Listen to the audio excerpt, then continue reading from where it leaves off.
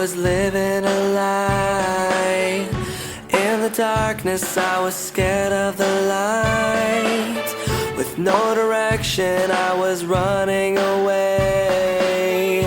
Step by side, enjoy the ride.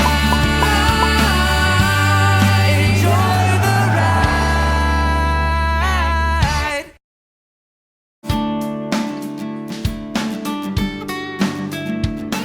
I just want to say welcome to Circle. And can we all just take what we call like a be still moment? You can close your eyes, or you can focus on one thing in the room and take 5 breaths just to be present in the room. And when you're ready, tell everyone what's coming up for you about today.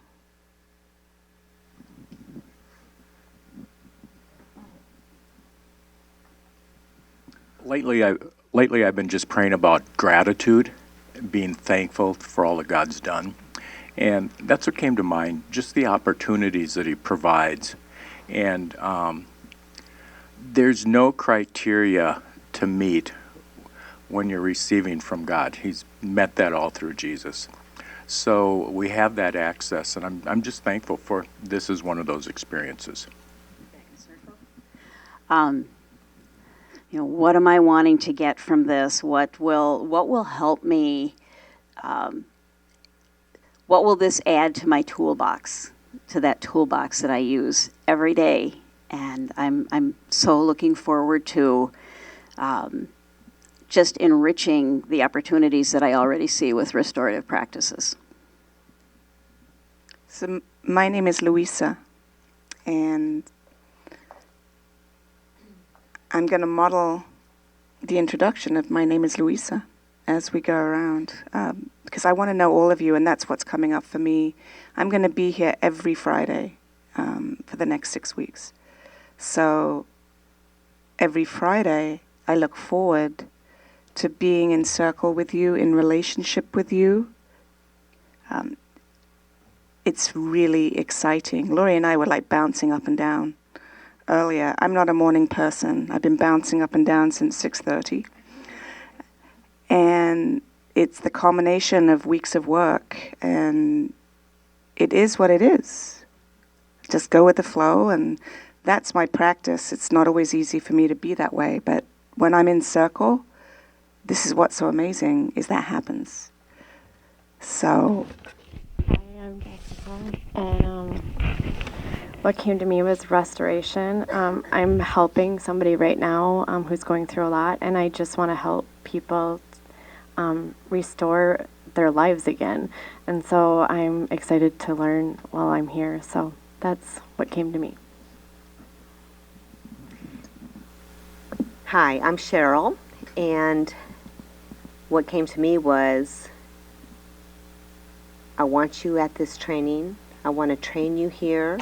I have provided for you to be able to be here, and I've made financial provision as well to get you here for 6 weeks from Tennessee, and I'm just thankful to be here with all of you. Hi, my name is Sydney.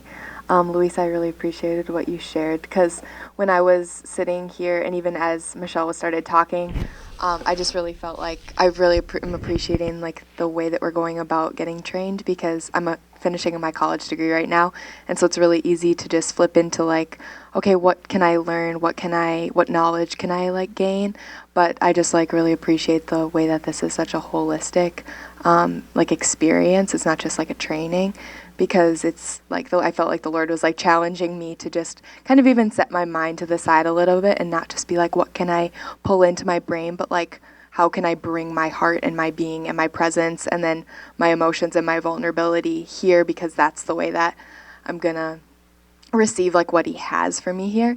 And so I appreciate what you were sharing about just being here and being in relationship and just getting to just kind of go with the flow, because I think it's easy to flip into like, oh, we're gonna do this or do that. But yeah, I'm just excited to be here with all of you. So. Hi, I'm Dee Dee. I have a very diverse background, and I just keep going where I'm led. I was definitely not in a place where I thought I'd be. This isn't what I ever planned in my life, and you'll learn more about that. But I just believe that God doesn't call the qualified, He qualifies the called, and I'm apparently called to do this. And I do have some mediation training in my background, but I definitely want to learn circles, and I look forward to this a lot. Okay, I'm Carrie Bible, and I know Michelle from our Tea Party. She's spoken there, and Dee Dee as well. And I'm thankful to be here in this training. I think, this could really help people, and it'll be good. Hello, my name is Lee, and I'm very happy to be here also. I'm in real estate, so I do a certain amount of counseling with every transaction. Usually it pertains to everything but selling and buying. So I too am very happy to be here to learn something new and take that on to help other people. So I'm looking forward to the training. Good morning. I'm Lori again. Hello. Good morning, and bless all of you. It is what came to me when I closed my eyes real briefly was that it's such a blessing to be here with all of you and looking at all of you. It's a blessing that you're all here with us. I am thrilled to be here. I've been thrilled to be a part of Family Innocence, and definitely know that all this and all of you being here is divine, without a doubt, in my mind. God is doing a mighty move, not just in this platform, but in the world that we live in. It's very clear to me. And this is just one platform that we will see thousands. Honestly, I see millions of lives being saved and restored, and just really a beautiful thing God is doing. And the time is now. The time is now. I know that the time is now. It's the divine time we've all been waiting for. And I believe this probably speaks to probably quite a few sitting here right now. I know that I've heard that in my spirit for quite a while now, that this time was near, and now that the time is here now. So glad to be participating. I love to learn, and just really, really excited to all I want to do is help people. All I want to do, I could just sit with people all day long, and it might get tiring, but to be honest with you, that's all I want to do. The rest of the things in the world don't matter to me. I just want to help people. I love people, and I love all of you, and very glad to be here. So thank you. Hi. Yeah. Wow. Oh, I was just feeling that so much. I think what I'm feeling today is also just rest and just a sense of, like, again, what some of you have already said, just kind of like being in the moment and receiving, and this being experiential. And it's really exciting to me just to let go of any kind of like, sense of needing to do too much, but just be here and receive. And I feel like I'm just hearing him say discovery is something that this is about, discovery. And so there's something new here, and that really excites me. And so, yeah, he's doing a mighty work, and he said the same thing to me, the time is now. And so I'm thrilled to just be in everybody's presence, everybody here. So thank you. Hi, my name is Jody. It's really interesting being here. I was called to McLeod County to be on jury duty. I wasn't expecting that. And in reality, I didn't really want to be chosen as one of the jurors on the jury duty. But as the day drew near, I realized the Lord was telling me that I needed to be on that jury. I didn't know why till I started hearing the case. And that was my reality as to why I need to be here today. It was a family case where the state of Minnesota took the wife to court. And I could see how that was dividing that family, and what would have happened was it would have left them completely injured, and they would have been left to try and figure it out on their own. And so and as I was reflecting here for a little while here too, that he was flooding back all the little things that I've recognized in my lifetime of people that have been hurt and just things that have gone in their life. And I'm excited to be a part of this group because I know now that not only will it help me in my own life and our own family and communication, but then I can take what I'm learning here to others. And I'm excited about that. Hi, I'm Gail. I am here because of a chance encounter with Michelle on the light rail train. And so I know that I'm meant to be here, and that is exciting. I'm excited to see what's in store. And I am also a family law attorney like Michelle. And in my role as a family law attorney, often people come to us in crisis, and I feel lucky as an attorney because I am a counselor of sorts, but I'm a counselor that can get things done that, like, legally in court, you know.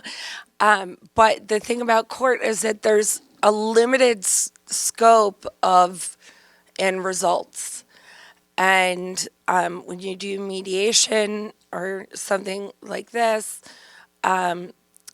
you greatly expand the alternative endpoints or the possibilities, and it can be much more personalized to the individual, and it can be much more healing than just getting an order from a judge. So I'm excited to be a part of this process and to, as you said, add another tool to my toolbox and see where this adventure will take me. I'm Karen Gott. I'm currently an out-of-work quality engineer, and Michelle approached me with this. Well, I got the email like all of you did. She's actually told me and asked me to be on part of this for a number of years now, so we all know what that means. If somebody keeps telling you and putting you in front of you, then that's why you're here. I struggled because I'm a single provider for my family, and I know when my money's going to run out, and so I am actively looking for a job, but I'm also struggling because I own my own Mary Kay business, and Mary Kay is all about make people feel important. I want to make people feel important. I want to help families. I went through a situation myself. I know what it feels like, and so I am here as a potential new possibility for my life to earn a different type of income and something, in my mind, way less stressful because you're really pouring it from the heart. And that is much, much less stressful than going to a job. So, but we'll see what happens. I'm Carloba, and I'm also an attorney. And I'm an attorney in Michelle's office. And I have taken this training before when I was in law school. I've been practicing now for 16, going on 17 years. And I've had a lot of experience with family law cases. And at the end of the day, as an attorney, like Gail shared with us, we can get legal results, but it's so much bigger than that, because after you've gotten the order from the judge, there's still people, there's still feelings and unresolved issues that linger on. And as an attorney, we do find ourselves a lot of times taking off, and I tell my clients, hey, I'm taking off my attorney hat now. And now I'm just going to talk to you, one-on-one, as woman to woman or as person to person, because God leads me to say things. And so I have to operate in his obedience. And at the end of the day, the issues are relational. They are absolutely relational. And so I am just excited to learn what's going on now in the, restorative world. So I'm glad that I'm here. And I'm glad that I'm here with all of you like believers. It's really powerful, very powerful. Hello, I'm Craig Foss. I'm an attorney. I rent office space from Michelle, and I'm also a mediator, so I'm here to kind of get a refresher on doing mediation. It's one of those things where you never know completely how to do it, and you always need to kind of practice and get refreshers on it. So that's why I'm here, and hopefully we'll have a good experience here. Good morning, everybody. I'm Tom Shimoda. Also, I'm Michelle's husband. And I'm really glad all of you are here. What I really like is that I heard a real common thing. The most common thing I heard is a new tool. And I've been in retail, so there are a lot of different training seminars and stuff that I went to. Was you're always here to learn, and I think here we have a great tool to give you guys. And one of the greatest tools is going to be the communication skills, and the most important part of the communication is obviously there's a conflict because the communications broke down. And I think we have some really cool tools to give you to really help this communication. And the biggest part of it is you're empowering the people who are having problem communicating, and you keep letting them know they have the power to come to their resolution. You don't have to go to the courts. We're going to resolve your conflict right here. And some of the skills that we're going to give you when we start with even just like when Michelle had asked that we bring a situation here, a conflict you have, people are going, well, what does that have to do with my conflict? And I tell, it's like learning in pro sports or whatever when they start the practicing before the season starts, and they're going, why do we going through all this hard work? It has nothing to do with what our game situation is, until you get into their conflict, and then they're realizing, hey, what we were practicing before is now right before us, and we're seeing how it's unfolding. These tools that we learned from an outside conflict, now we can actually see it in our conflict. And it helps them to get to their resolution, usually quicker, but sometimes it takes a while. And these tools are still designed to help it continue to go forward, to help them heal. And again, the greatest thing is that, hey people, you're empowering yourself to come to your resolution. And then when they get it, all of a sudden you see them turning on, and then they're really respectful for each other, and they really the communication starts going. So it's a great tool, and I'm excited for you guys to hear it. And as always, if there's any questions, that's what this is all about. Ask. When we tell the clients always, it's not like you have an attorney speaking for you. You got to speak for yourself. You want everything, all your questions, you want them answered, and here's your opportunity. So thank you all for being here, and thank you for giving us the opportunity to help you with some new tools. My name is Gerald Mitchell. I was invited here by Lori, Carloba, and Michelle through a business situation, and we kind of started talking, and they invited me here. I live about 4 hours away. I live on the Iron Range, and I left this morning to be here. I already feel like I am a mediator. I own a halfway house, a mental health facility, and I'm in the process of opening a drug facility for women where they can have their children. I get 80, 90 calls a day, regardless if they're in our facility or outside. They always call me, even if it's, should I eat this bag of potato chips? Or he don't want me to have this, or he don't want me to have that. So I do need other people to bounce things off of, so it would be helpful to be in this group so I can help with some of the resolutions from the families up there, because I may not be the only one out there doing it in our area that's helping, but I feel like I'm overworked, and I think maybe having some more tools would help me.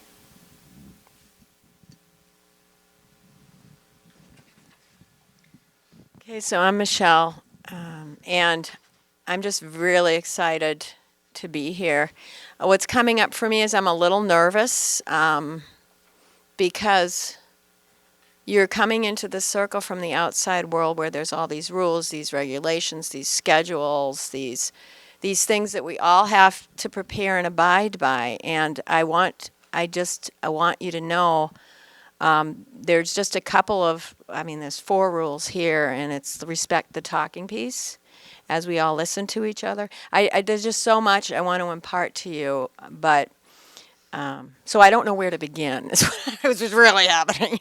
I have a schedule. I don't even know where to begin.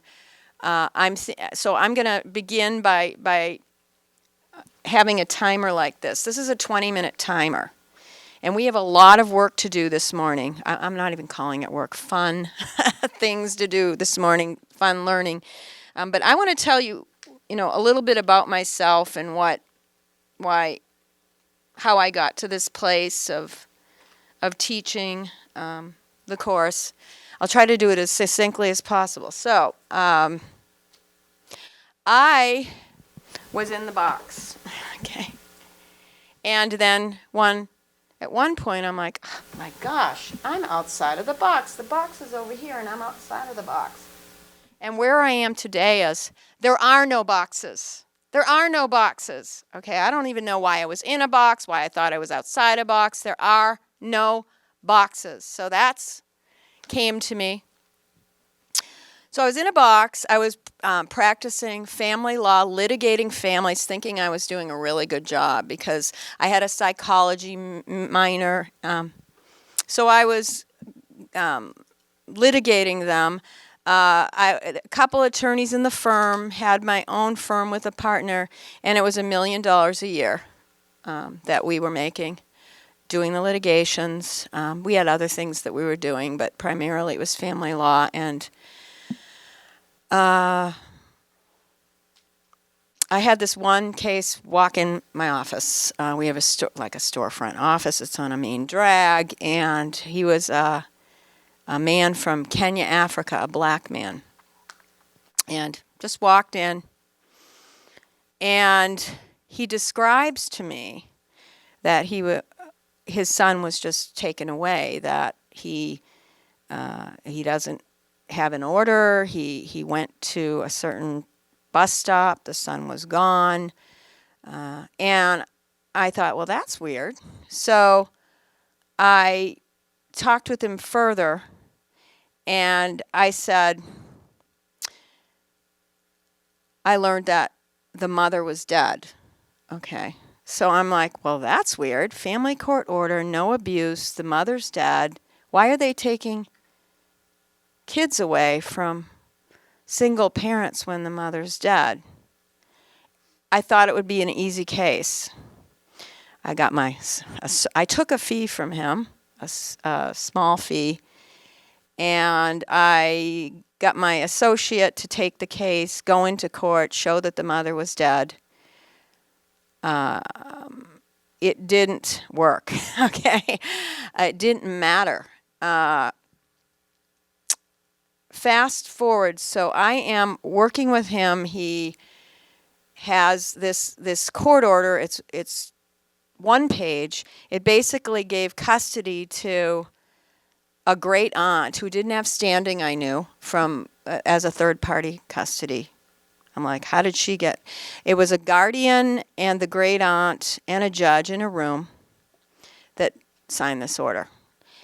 He never got served papers, nothing. So I'm in this box of legal matters thinking, hey, he didn't get served papers. This is going to be easy. I went into court with him on a daily basis telling the judge, I learned something called, I'm making a special appearance. I mean, I'm thinking about fundamental rights. I mean, he's the father. Why is a court order involved in his life? And I can go into all my little boxes and the bureaucracy, and I figured out how that works. So all of this is happening. Around the same time, Pope John Paul II is getting beatified. Okay, so my Catholic upbringing, what's beatification mean? Well, it means you have one miracle. It's a big deal. And you need a second miracle in order to become a saint. So beatification isn't sainthood yet. And I woke up in the middle of the night. This was in February of 2011. And I said, whatever I speak will be that miracle right now. Whatever comes to me, I just knew it. And I looked over at my husband and thought about my family. I go, I got good family. Everything's good there. I thought, winning the lottery, wow, that would be quite the miracle. $1 million would come in handy. And I said, no, that's too selfish. And then it came to me, abolish family court in 1 year. And I was like, no, that's career suicide. I'm not doing that. And within a couple of days, I was in court with Benedictus Ombuna. We were in Hennepin County. Gail would be familiar with Hennepin County because she was a law clerk for judges there. One of my favorite judges. The chief judge of family court was my favorite judge. He helped a lot with this program. And I'm in a room with him. We're getting ready for his trial. Now, this is like testimony. We're getting ready for his custody testimony. And for some reason, something said to me, share your faith with this man. So I said to him something like, do you know who Pope John Paul II is?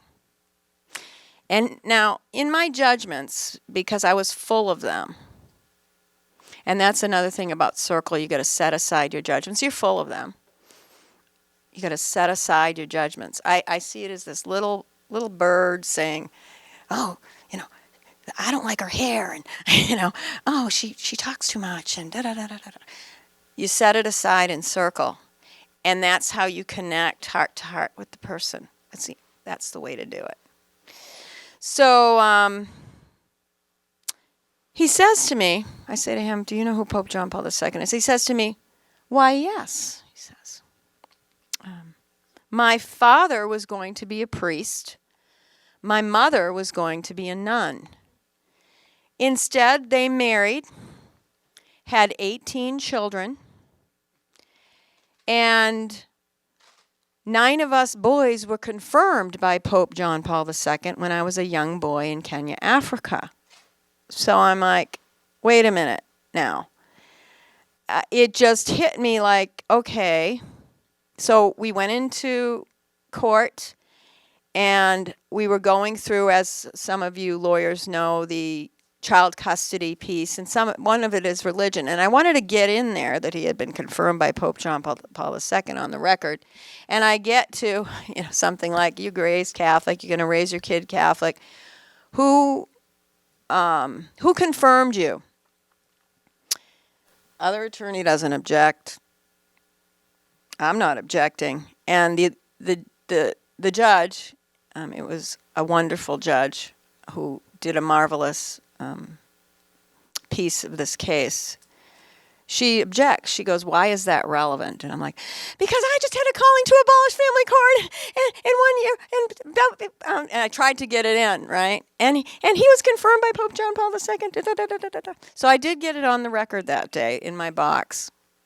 And on March 1, 2011, I started to call my clients. On March 1, 2011, we all met at my house.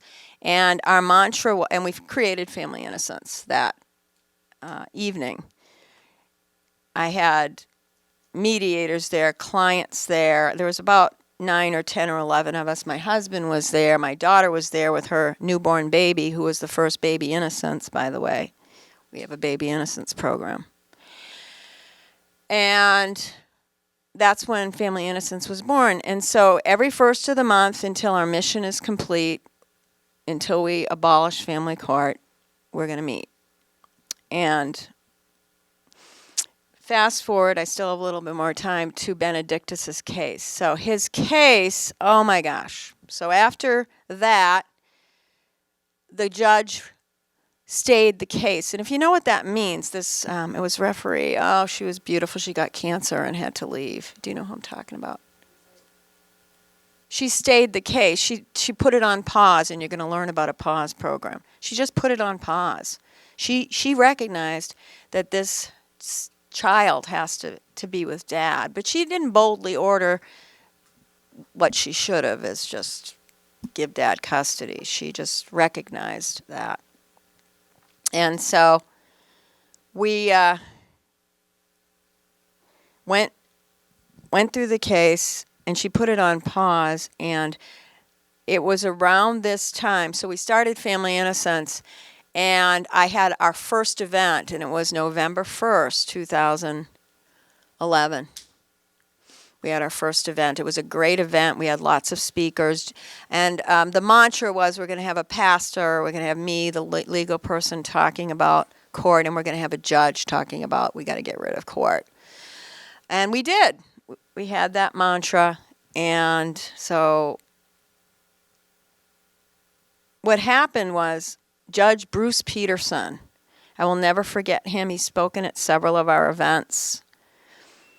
He came to one of our events to speak. We sat in his chambers. He was eager to speak. He did this, epic talk. But he brought someone to introduce me to circles. And he said, Michelle, here's somebody you want to meet. And that person had trained with Dominic Barter, who you're going to see on this video. And I'm just like, circle. So we brought him, we went to his house. This was before I was even trained. I started doing circles.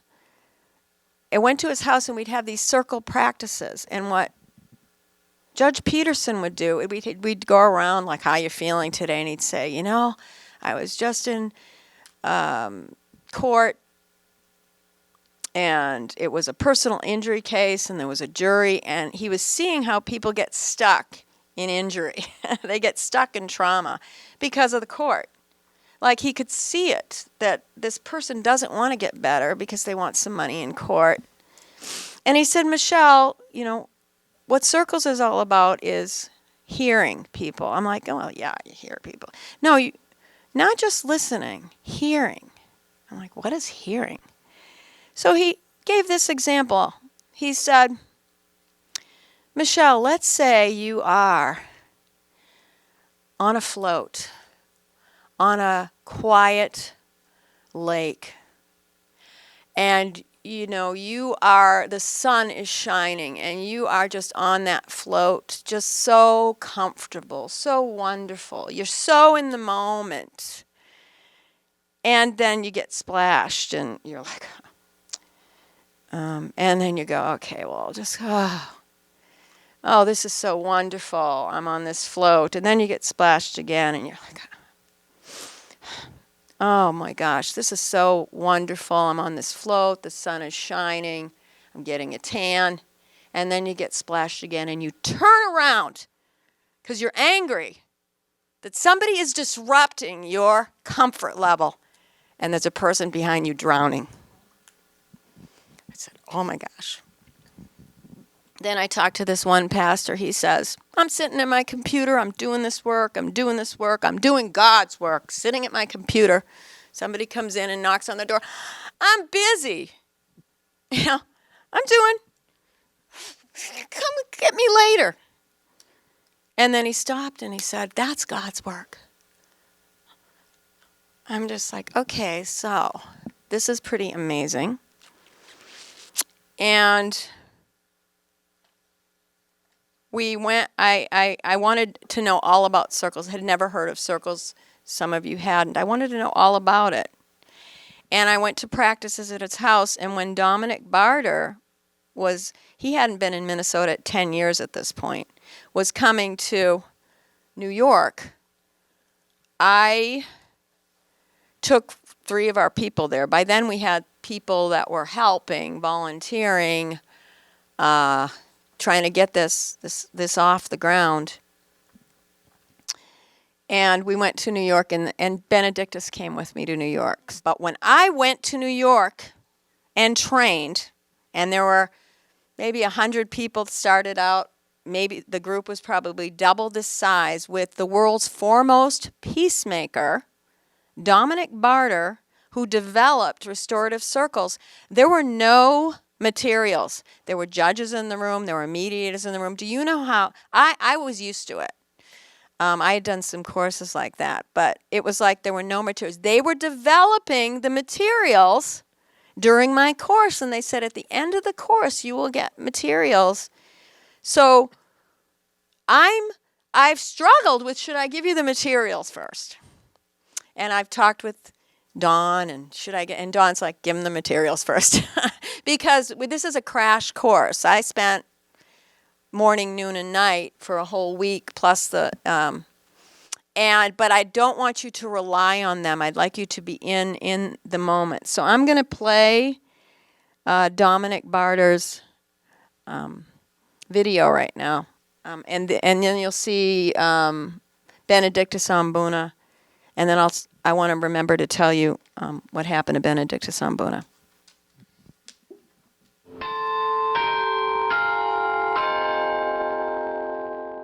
Creating a system that reflects the community is in itself a community building process. When painful or violent conflict occurs, we actually create more security for our communities when we move towards each other rather than away from each other. Martin Luther King said, if you want peace, work for justice.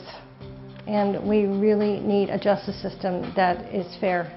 Ideally, we're looking not to replace one justice system with another, but to begin questioning and dialoguing around justice, using as a basis what we already have. At the Gandhi Institute, we don't just want to give a historical look back to what people like King or Gandhi did. We're wanting to move those ideas and principles forward in the world. And for us, restorative practices are an opportunity to really embody nonviolence in a systemic way, in a way that our community desperately needs. We started in communities in the mid-90s in Rio de Janeiro, where I live. And these were communities that were off limits to most of what the state does. They were run by armed gangs. We started with conversations with the community around what it was that was working, what wasn't working, and the way they responded to conflict. And slowly, through experimenting, we started to notice certain dynamics, and we would try to repeat the things that worked well and drop the things that weren't working. And that's how the work developed. It's not just enough to say that it's at a level of equality. There's additional steps necessary. A restorative circle is a gathering of those people who are experiencing painful or violent conflict. And they come together to do three things. First, to re-establish the ability to hear each other. The second thing is to find out the good reasons why the horrible things happened, as in what were the underlying values that people were attempting to take care of when they said those painful words, when they did those painful things. And thirdly, to decide what it is that they want to do next. What I want to do is introduce restorative practices within a wider context of restorative systems, of communities that are self-regenerating, of organizations, including the university, which are beginning to think critically and creatively about how they can create the conditions for resilient community life. And in Rochester we can see that context happening in several different areas. There's one project that's happening here in Rochester now where they're being used to help people who are coming out of prison to transition back in with their families and in with their communities. My particular hope coming up is to help advance the understanding among people who work with youth in the community overall on how they might use this work. But I'd like to continue to think about how we could really employ these tools in meaningful ways in the university community. One of the key principles is dialogue. It's simply about taking more care and listening more deeply, listening not just to words but to meaning. When we start to connect on that level of meaning, we suddenly discover that actually we have the same fundamental values. A production of the University of Rochester. Please visit us online and subscribe to our channel for more videos.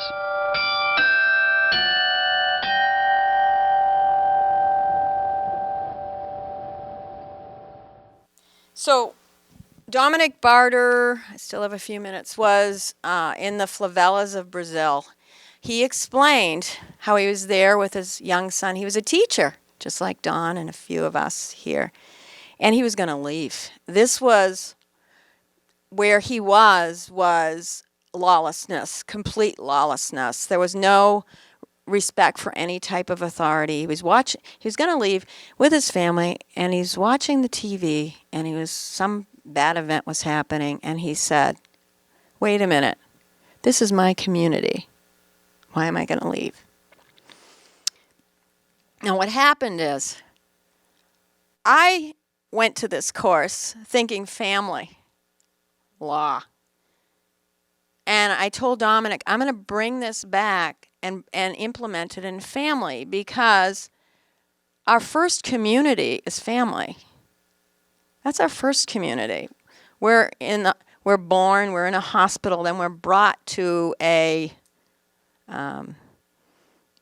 home, and that's your first community. So if we can implement his work in the family community, where people aren't just leaving like he was going to do, right? He was talking about a larger community.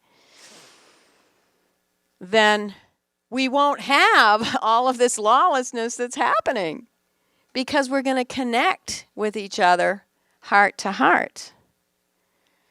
We're going to put together the book break, because now I'm going to a PowerPoint, and Dawn will help with that because she thought of the idea. Actually, I'm going to also take a little minute and give a kind of a concrete example. I am actually a school librarian. I tell people it's the best job in the world because I get to work with every kid in the school. I get to work with books and I get to work with technology. What's not to like?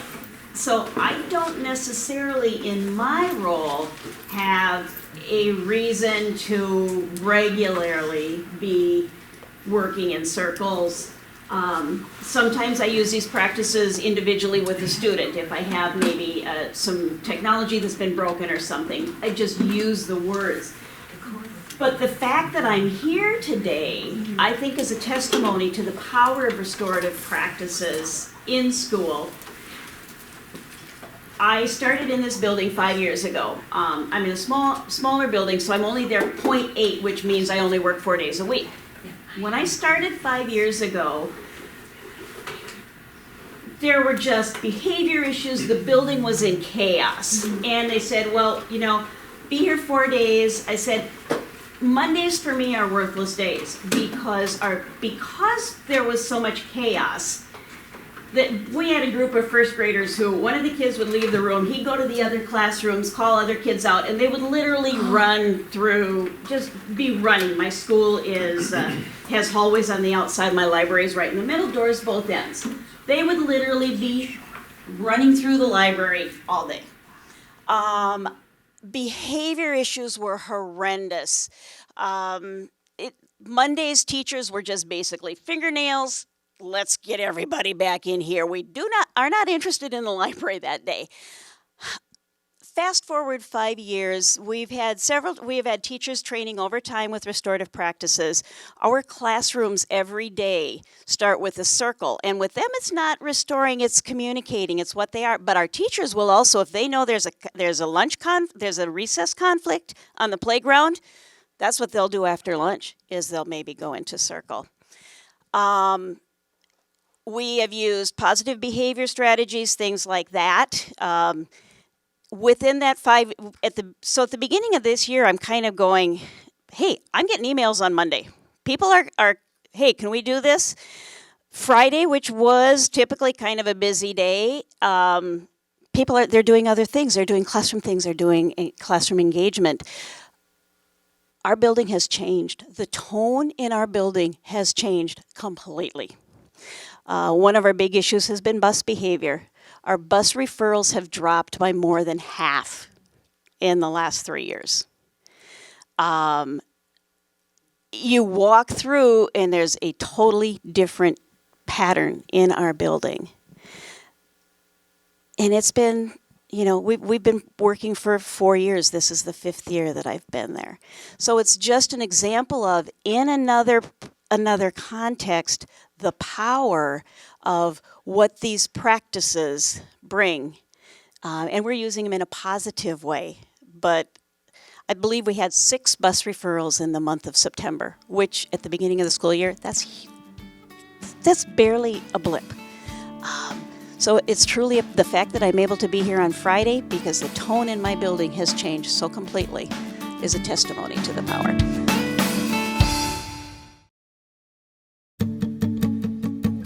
My son had been given to somebody else. We're not going to bottom line it like, been there, done that, here's what you got to do. It's really hard for me to just sit and listen because that's how I communicate. People raise their voice because they think they're not being heard.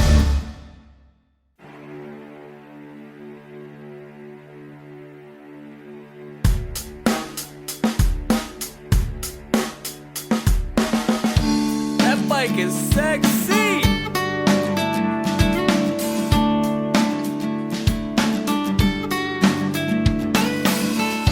Growing up, I was living a lie. In the darkness, I was scared of the light. With no direction, I was running away. I tried to cover that I'm losing my mind. Now it's over. I wonder, yeah.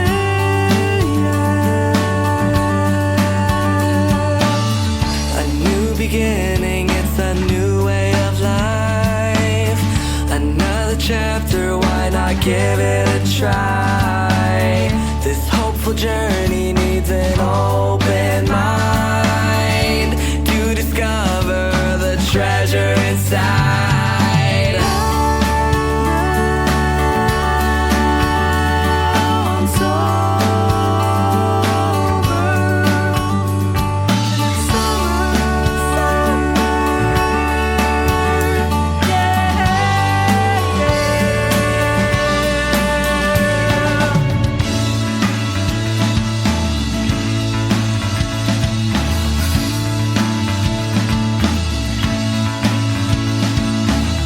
The clouds are running away.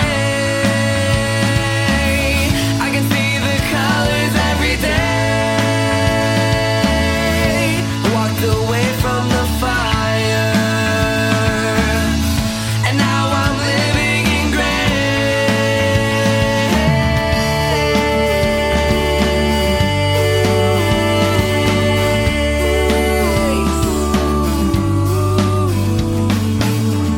You never know the world until you open your eyes. Never see the truth until you look past the lies. Mother Nature is waiting for you to arrive. Step outside, step outside, enjoy the ride. Yeah, yeah, yeah. Do, do, do, do.